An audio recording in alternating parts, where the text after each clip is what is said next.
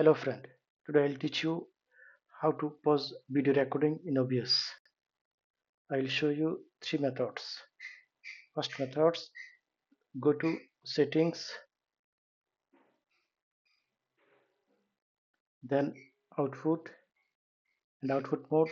Keep it simple if you have already selected advanced. Then apply OK. If your problem still exists, you can apply second method. Go to second settings, then hotkeys,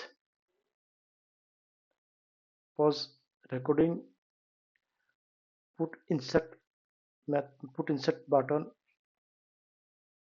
from your keyboard.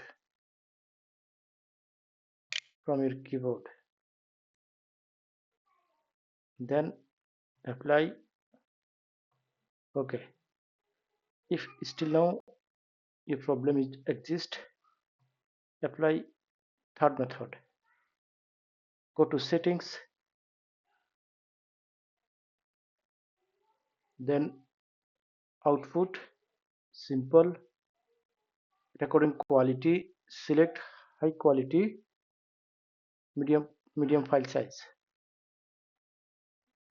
Apply OK. Now test.